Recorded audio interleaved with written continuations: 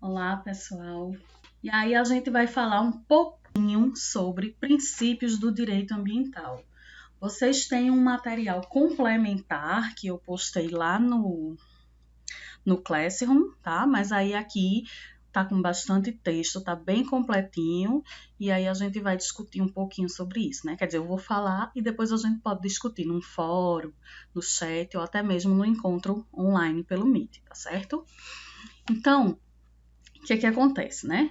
Depois da Segunda Guerra Mundial, se observou, né, que aquele modelo de desenvolvimento ele não estava adequado. Lembra lá, Clube de Roma, né, os estudiosos que disseram que os recursos naturais iam se acabar, né, era uma exploração predatória. Então, precisava se criar um novo modelo que ele não ameaçasse a sustentabilidade do planeta, que garantisse que o planeta teria condições, né, de manter seus recursos naturais pelas gerações futuras. E aí, na Conferência de Estocolmo, né, em 1972, foi aprovada a Declaração Universal do Meio Ambiente, e essa declaração ela trazia já o princípio, né, o início do conceito de desenvolvimento sustentável.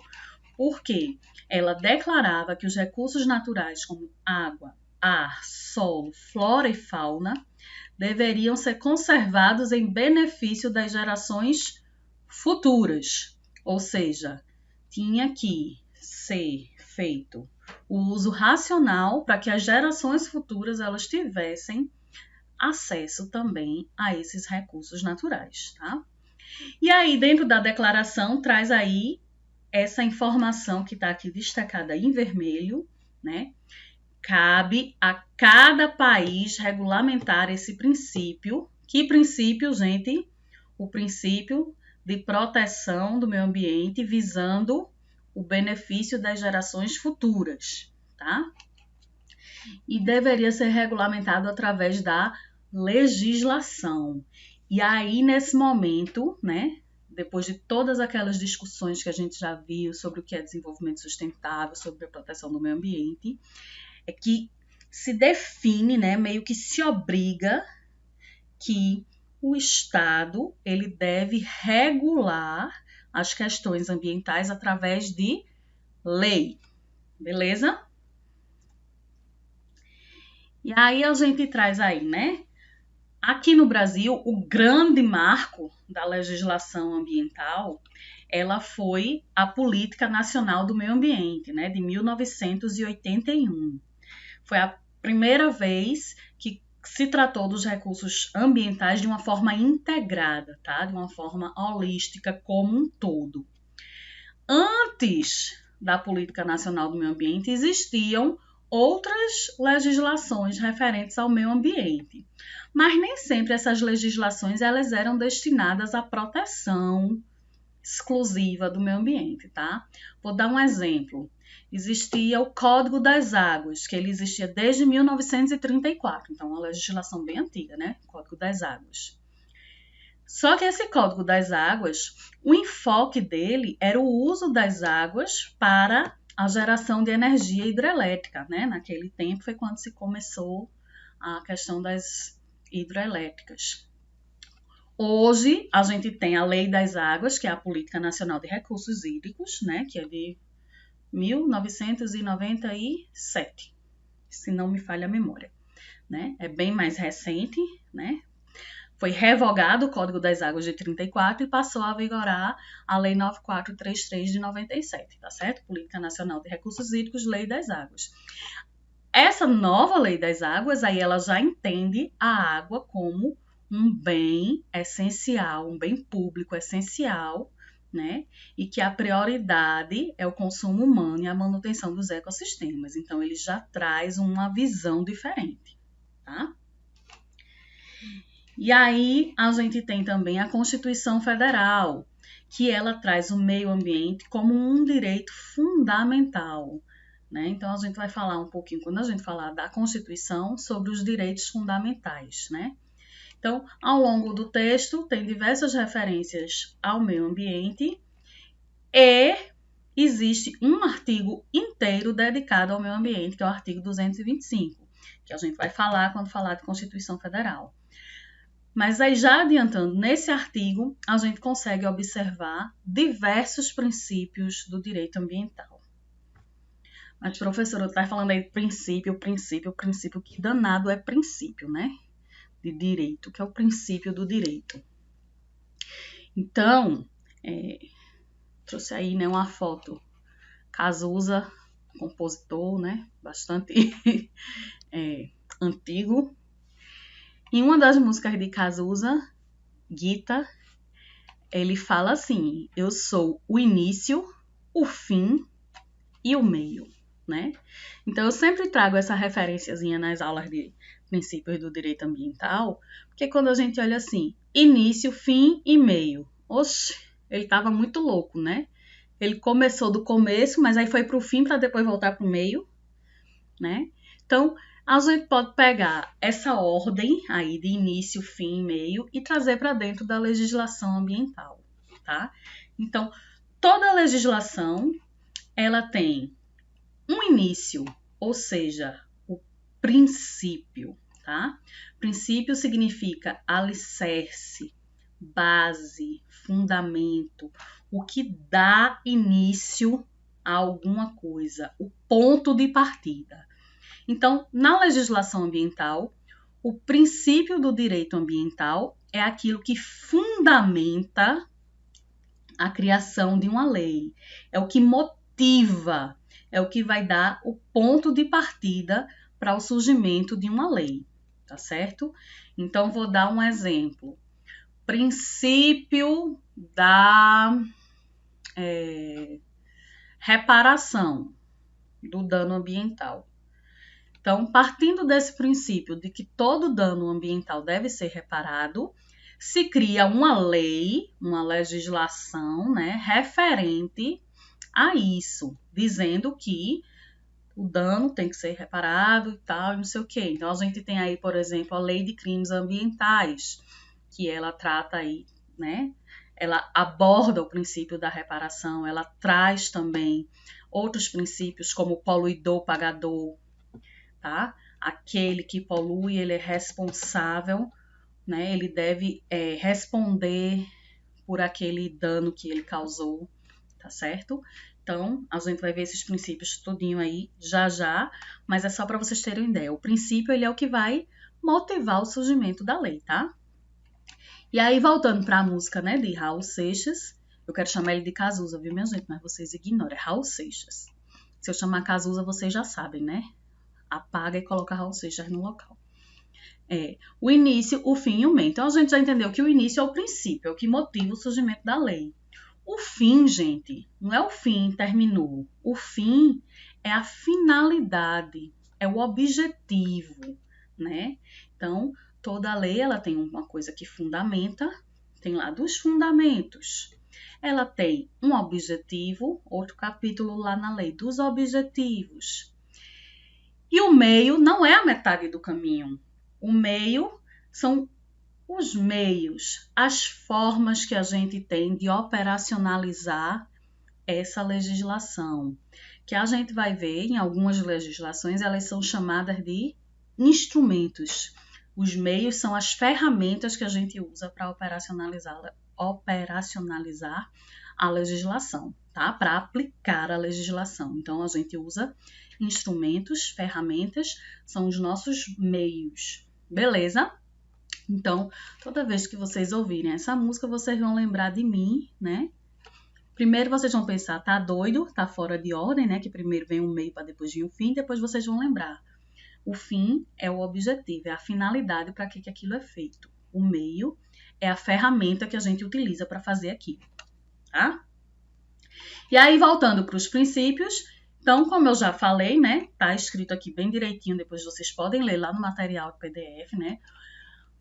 O princípio, ele é a base para que sejam feitas as leis, a jurisprudência, a doutrina, os tratados, as convenções internacionais, tá certo? Porque o princípio, né, jurídico, ele é a essência da ciência jurídica. Ok, gente? E aí, se vocês pesquisarem princípios do direito ambiental, bota no Google, princípios do direito ambiental, vocês vão encontrar vários princípios diferentes. Inclusive, vocês vão encontrar autores que listam princípios diferentes, tá certo? Então, eu trouxe aqui 2 autores que são extremamente conceituados na área do direito ambiental. Milaré tem um livro só de direito ambiental, um livro dessa grossura, tá? E ele traz como princípios do direito ambiental o meio ambiente ecologicamente equilibrado, tá? A natureza pública da proteção ambiental, ou seja, a obrigatoriedade da intervenção estatal, controle do poluidor pelo poder público, consideração da variável ambiental no processo decisório de políticas de desenvolvimento, participação comunitária, poluidor pagador, prevenção, função social da propriedade, desenvolvimento sustentável, cooperação entre os povos.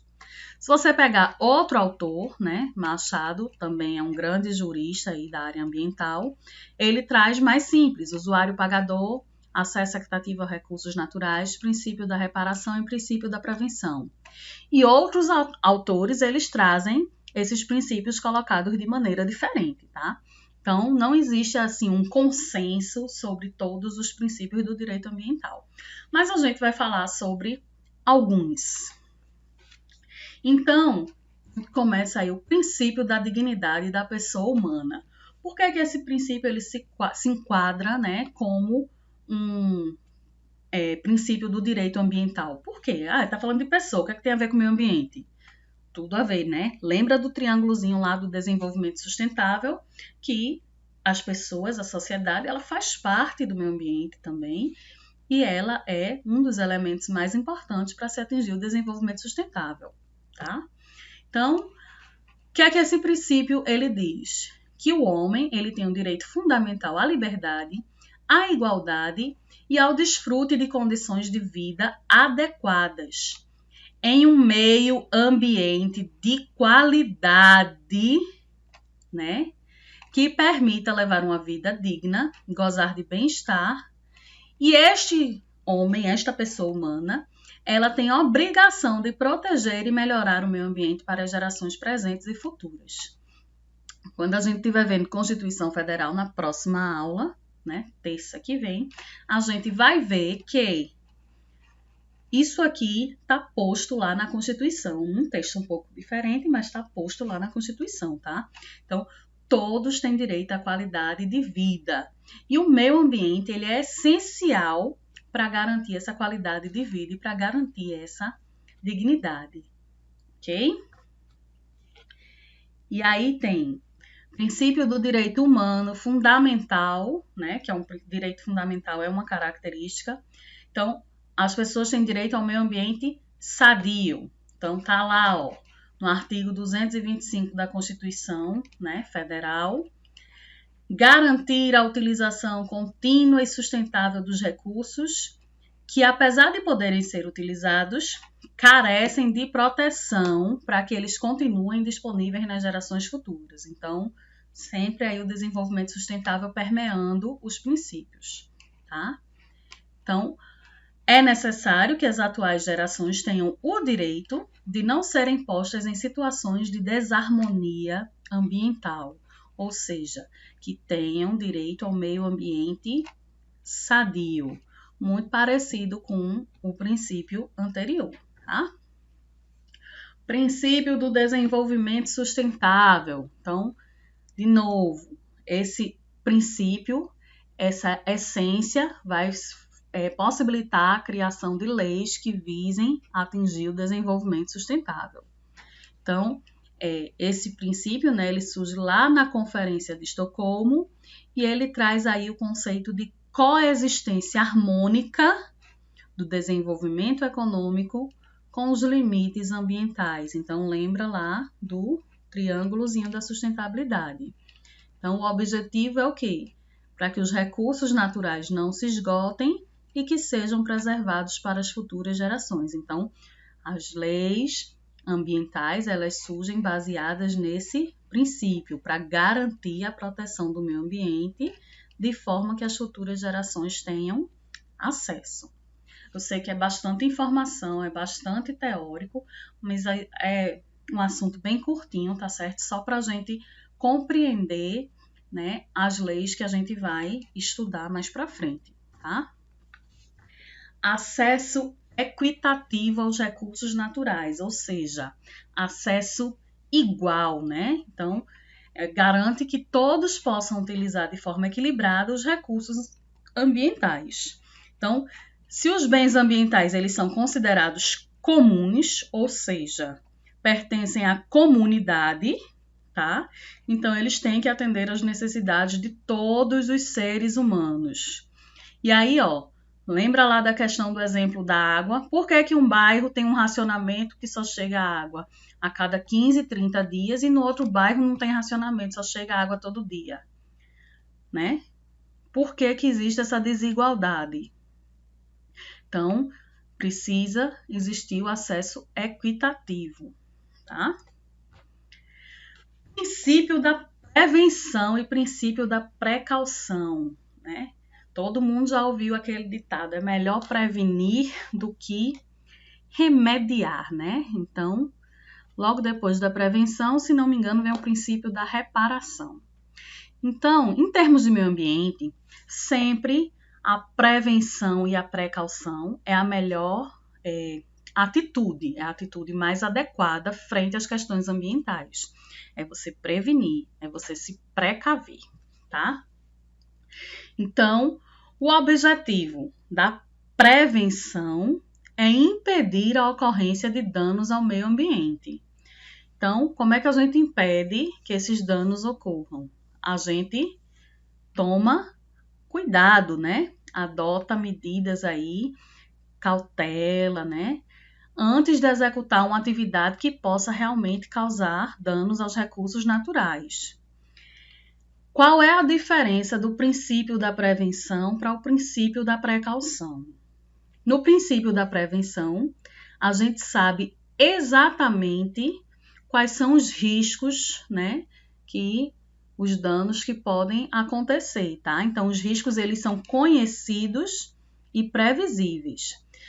Se eu tenho uma padaria que meu forno, ele é a lenha, tá? A minha padaria, eu uso forno a lenha, não uso forno a gás, uso forno a lenha.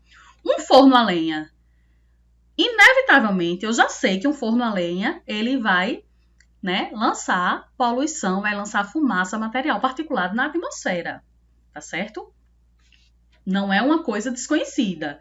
Eu sei que se eu instalar um forno a lenha, eu vou ter emissão de fumaça, ok? Então, é um risco conhecido. Então, eu preciso, né, como o responsável por aquele empreendimento, que vai causar um impacto, que no caso do exemplo da nossa padaria aqui, é a emissão de fumaça, de poluentes atmosféricos, tomar medidas que eliminem, ou pelo menos minimizem, diminuam os efeitos desse dano, tá certo? Então, eu vou colocar uma chaminé com filtro para evitar que a fumaça, né, seja aí, que polua a atmosfera, tá? Então, prevenção, eu conheço os riscos e eu preciso tomar medidas que evitem esses riscos, tá certo? Então, tá aqui, né? Não é uma padaria, tá? É um pouquinho mais intenso do que uma padaria, né? Então, atividade industrial que gera gases, que contribui para o efeito estufa, são riscos que são conhecidos anteriormente, né? Previamente.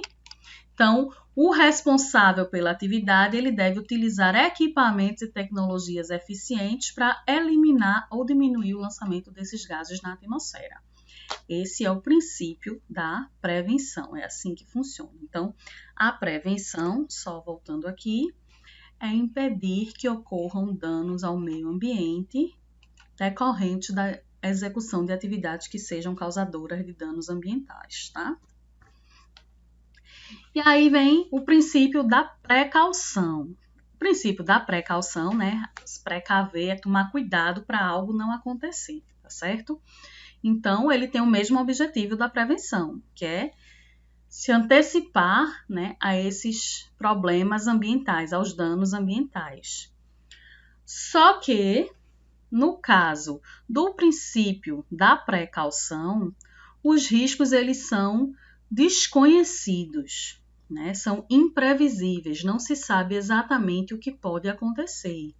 Então, como não se tem uma noção exata do que pode acontecer, a administração pública ela deve ser mais restritiva, tá certo?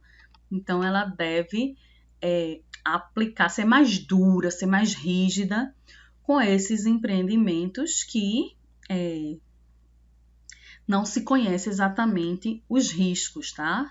Os riscos, eles são desconhecidos e não podem ser previstos, tá certo? Então, precisa ser mais rígido o processo de licenciamento, a fiscalização precisa ser mais rígida, tudo isso precisa ser mais intenso, tá? Mas o objetivo de prevenção e precaução é o mesmo, é evitar que ocorra o dano ambiental, ok? E aí tem o princípio do poluidor-pagador. Esse princípio, gente, a gente também vai encontrar, além do poluidor-pagador, o usuário-pagador. Professora, qual é a diferença de poluidor e usuário? Poluidor é quem polui. Usuário é quem usa um recurso ambiental, tá? Vou falar mais um pouquinho já já. Então, o princípio do poluidor-pagador, se alguém vai pagar alguma coisa, então a gente já entende que isso é um instrumento econômico, tá certo? Então, a partir do momento que se identifica o poluidor, né, ele deve arcar com os custos das medidas preventivas, tá certo? Quando for o caso, ou então da eliminação ou neutralização dos danos ambientais.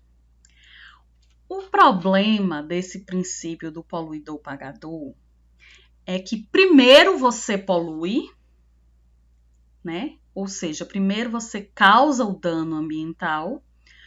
Aí, já que você causou o dano, você vai ter que pagar, arcar com os custos daquele dano que você causou, né? Então, arcar com os custos de que maneira? Esses custos, eles podem ser custos de reparação, custos de penalidades administrativas, né, como multas, tá? Que podem ser pagas. Isso, muitas vezes, dá uma falsa ideia de permissão para poluir, né? Por que falsa ideia?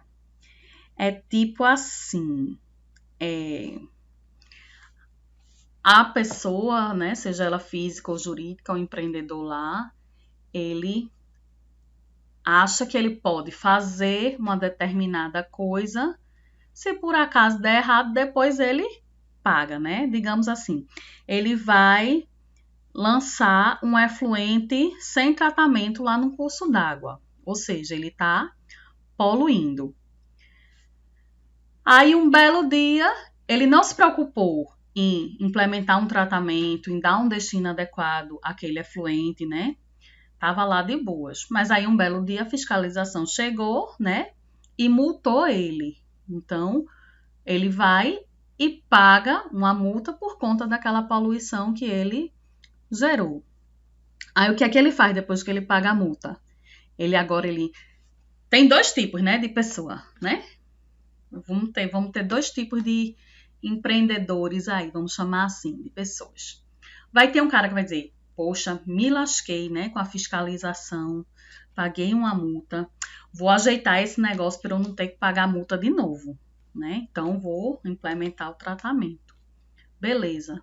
Mas tem outro que diz, oxe, eu vou deixar para lá, eu vou continuar jogando.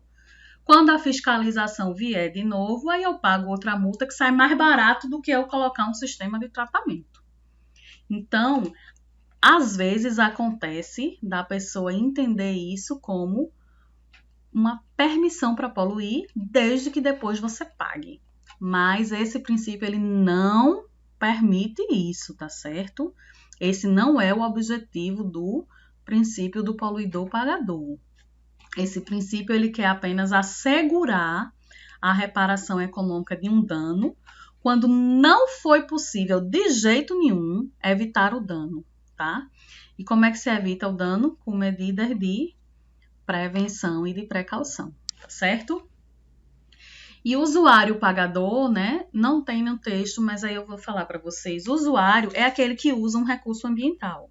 Por exemplo, a Compesa, ela é usuária de água. Ela extrai, né, a água, que é um recurso ambiental, ela extrai da natureza, leva lá para tratar e depois distribui a gente e vende, né, a gente esse serviço de tratamento e distribuição de água, né? Que a gente não paga pela água, a gente paga pelo tratamento e distribuição da água, ok?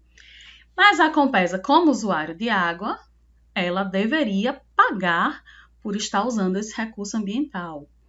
Da mesma forma que uma estação de tratamento de efluente, que hoje também no nosso estado é operada pela Compesa, né?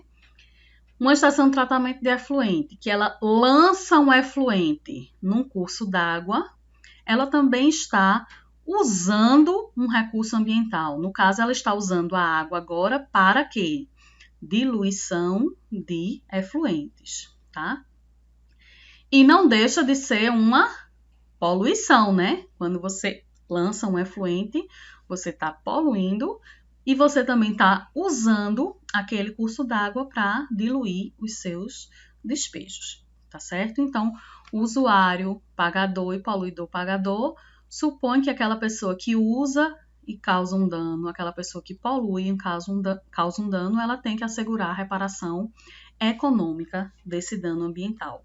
Na maioria dos casos, através de multas, tá certo? Outra coisa que é importante a gente dizer, ele foi multado, né? O empreendedor foi multado. Pagou a multa, tá liberado? De jeito nenhum, né?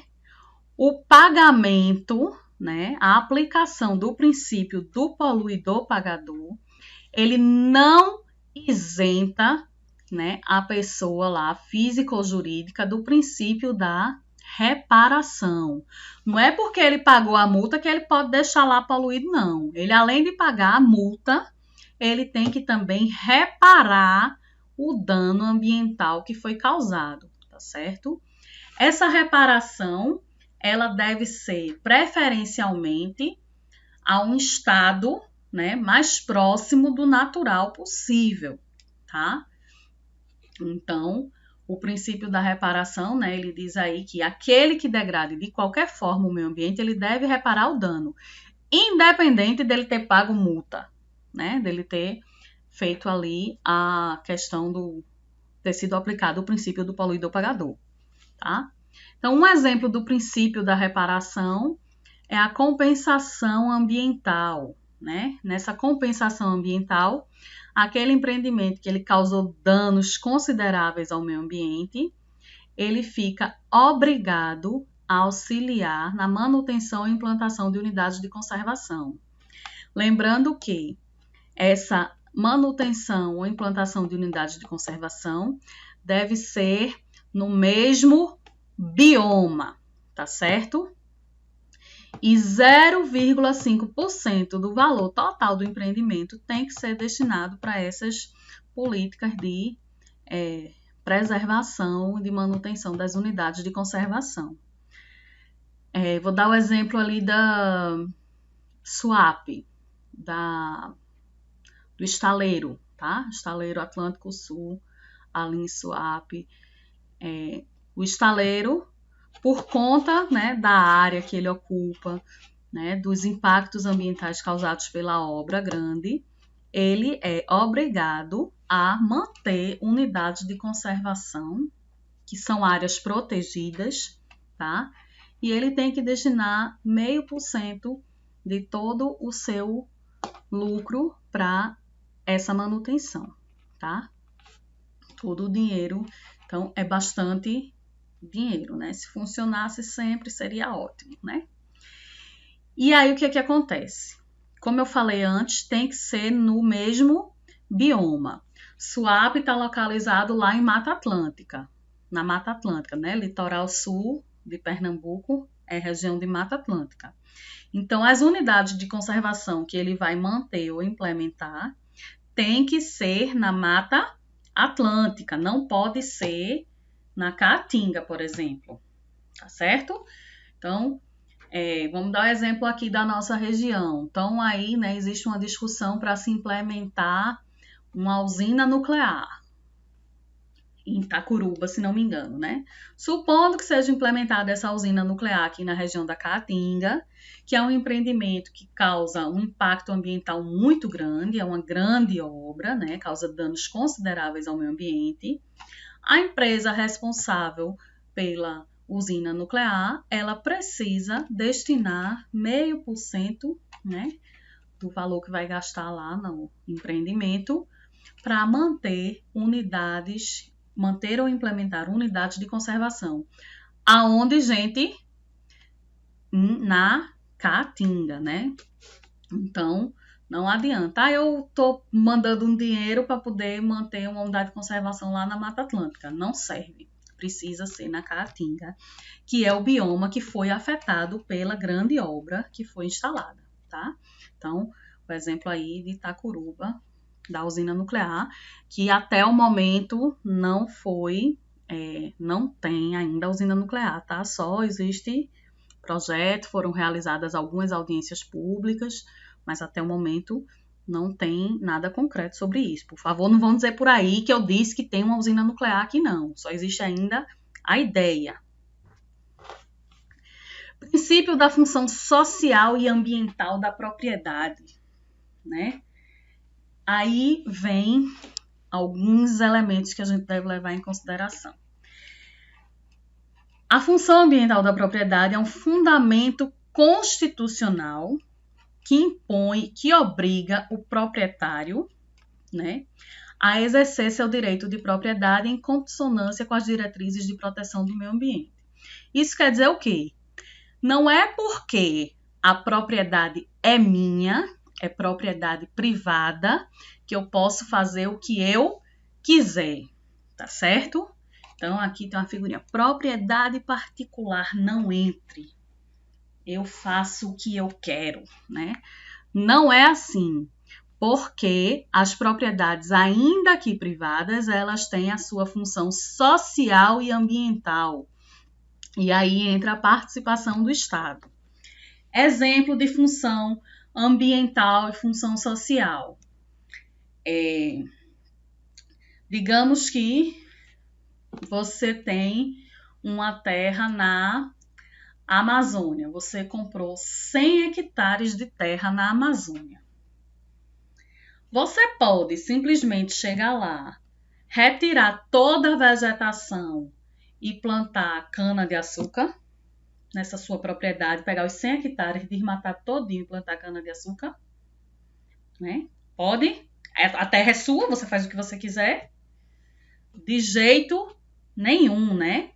Então, a lei, tá certo? Existe, então, Código Florestal, faltou o nome.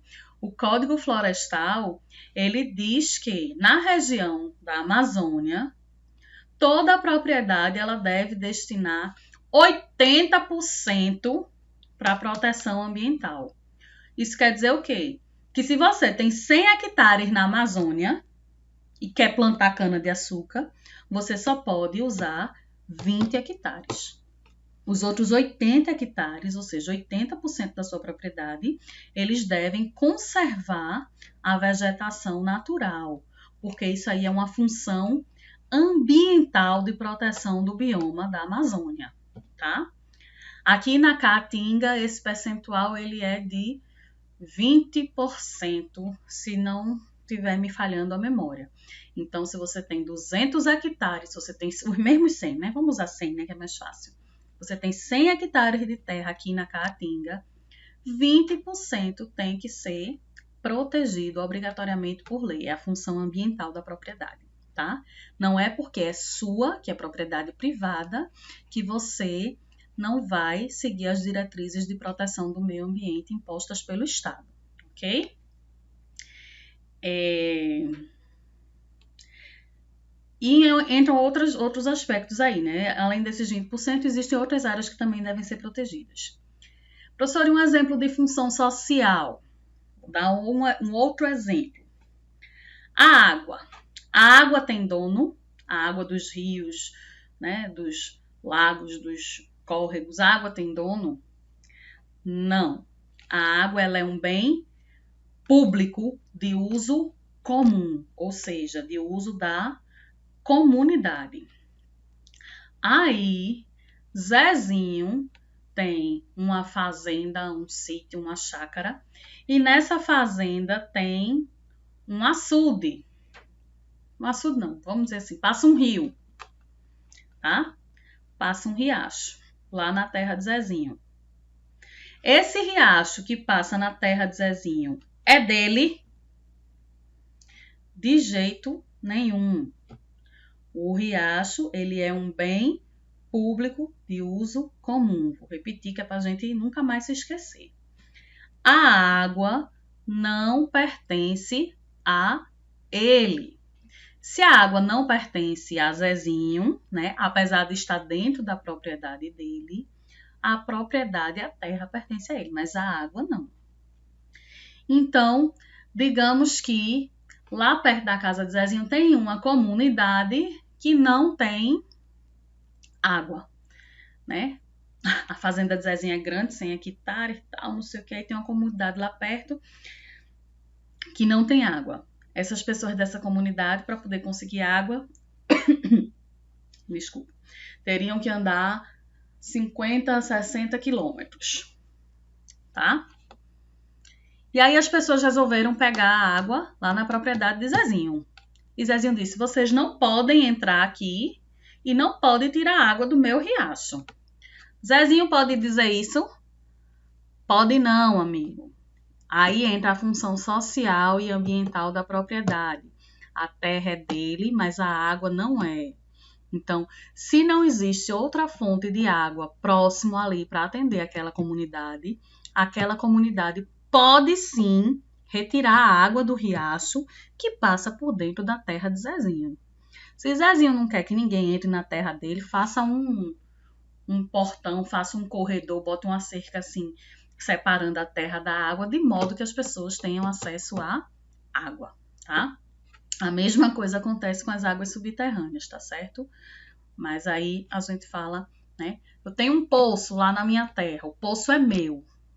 Não, o que é seu são os canos, a bomba, a estrutura do poço é sua, mas a água que está lá no poço não é sua. Você não pode impedir ninguém de tirar a água do poço, ok? E, de novo, né, no mesmo caso de Zezinho, numa situação de escassez, as pessoas elas podem tirar água daquele poço sim. E se for preciso, a justiça deve, né, pode e deve intervir. Isso aconteceu recentemente em Gazeira, tá? Em Gazeira isso aconteceu. A justiça ordenou lá que um proprietário ele desse acesso às pessoas, né? Porque a terra é dele, mas a água não é. Então, não é porque a propriedade é privada que ela pode fazer o que quiser. Tem que estar em consonância com as diretrizes de proteção do meio ambiente. Participação comunitária prevê o quê? A participação da comunidade, a participação das pessoas na resolução de problemas ambientais, tá certo? E essa participação das pessoas, esse princípio, ele está associado a outro princípio, que é o princípio da informação. A informação sobre o meio ambiente, ela é pública, já que o meio ambiente é um bem de uso comum do povo, ou seja, pertence ao povo, né? O Estado ele apenas é responsável pela sua tutela. Então, já que o meio ambiente é do povo, a gente tem que ter informação sobre ele. A informação também é pública, tá certo? E o princípio da participação comunitária garante a nossa participação nessa resolução de problemas ambientais. Então, isso aí surge desde a Declaração do Rio, né, em 1992, e na Constituição Federal, né, o artigo 225 ele deixa bem claro quando ele determina, né, quando ele concede ao poder público e à coletividade, né, à sociedade, esse dever, essa obrigação de defender e preservar o meio ambiente. Então, se o meio ambiente é um bem de uso comum do povo, nós como povo, né, nós enquanto coletivo, enquanto sociedade, temos obrigação para com ele, tá certo? E aí, para poder eu defender o meio ambiente, eu preciso de informação, né? Então, está aqui intimamente ligado, né, o princípio da informação com o da participação comunitária, né? Imagine um exemplo bem... Eu e meus exemplos absurdos, vocês sabem que eu gosto das coisas bem toscas, né? Imagine aí, você cometeu um crime e você vai contratar um advogado para lhe defender. Como é que o advogado vai lhe defender se ele não souber exatamente o que aconteceu? Né? Como é que ele vai lhe defender? Vai perguntar, o que foi que você fez? Não, eu matei uma pessoa. Tá, mas você matou como? Porque, né? Se a pessoa não tiver informação, ela não tem como lhe defender, não é isso? Então, da mesma forma, funciona com o meio ambiente. Para a gente poder, né, defender, preservar o meio ambiente, a gente precisa de informação. E aí, dentro desse princípio da participação comunitária, um dos principais instrumentos, uma das principais ferramentas, né, é justamente a realização das audiências públicas. Então, quando existe um empreendimento que vai causar um grande impacto ambiental, né, não necessariamente um dano ambiental, ele vai causar um impacto ambiental. A gente vai ver mais na frente que o impacto ele pode ser positivo ou negativo. Então, se existe um empreendimento que vai causar um impacto ambiental numa determinada área, é demandado, né, a população é convocada, né, principalmente a população da área de interesse, da área que vai ser atingida por aquele empreendimento, que ela participe dessa audiência pública, colocando suas opiniões, seus questionamentos, tá?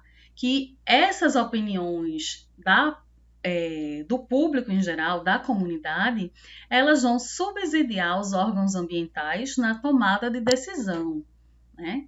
Então, quando a gente falar de estudo de impactos ambientais, a gente vai falar mais sobre isso, mas vou dar o exemplo, por exemplo, o governo do estado resolveu criar uma unidade de conservação aqui em Afogados da Ingazeira, que é a Serra do Giz, né? E aí, para a criação dessa unidade de conservação, vários impactos decorrentes dessa criação de unidade de conservação. Impactos podem ser positivos ou negativos, tá? Dentro do contexto. E aí foi convocada uma audiência pública, onde as pessoas foram opinar. Mas como é que eu posso opinar na criação de uma unidade de conservação em Afogados da Ingazeira?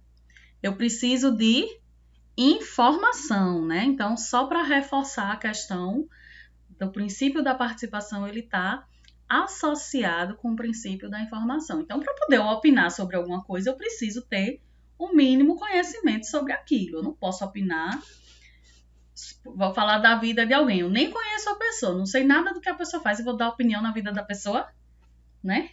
Então, eu preciso pelo menos conhecer a pessoa, saber quem ela é, de onde vem, para onde vai. A mesma coisa quando a gente está falando, né, das questões ambientais.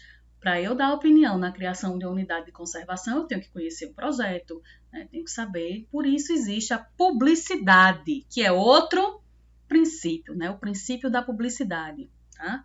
Então, o que se refere ao meio ambiente, ele tem que ser tornado público, certo? Não pode esconder a informação. Beleza? Então, a gente viu aqui alguns princípios, né, que motivam aí, que fundamentam a criação de leis ambientais.